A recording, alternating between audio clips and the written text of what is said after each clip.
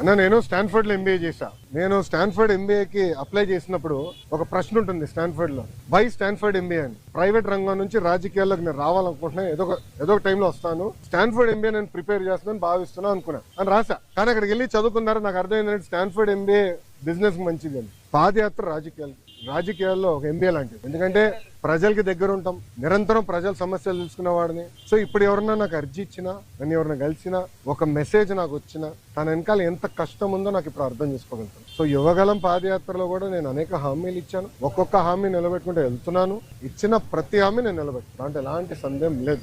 రెండోది, యువగలం పాదయాత్ర అయిన తర్వాత నిరంతరం ప్రజల్లో ఉండాలని నాకు కోరిక. సో అమరావతిలో కూడా, ఎందుకంటే నాకు మంత్రిగా నాకు బాధ్యతలు ఉంటే గనక నేను ప్రజల్లో ఉండాలంటే నిరంతరం ప్రజల్ని కలవాలని ప్రజా దర్బారు పెట్టుకున్నా. ఇక్కడ కూడా మీరు చూస్తే వైజాగ్ వచ్చి మీరే ఉన్నారు, కోర్టు కొంచెం లేట్ అవుతుందని పరిగెత్తుకుంటూ వచ్చే తప్ప మళ్ళీ ఇప్పుడు వెనక్కి అక్కడికి వెళ్తున్నా, పార్టీ హౌస్కి వెళ్తున్నా, ప్రజల దగ్గర అర్జీలు తీసుకుంటున్నా, వాళ్ళ సమస్యలు పరిష్కరించే మార్గం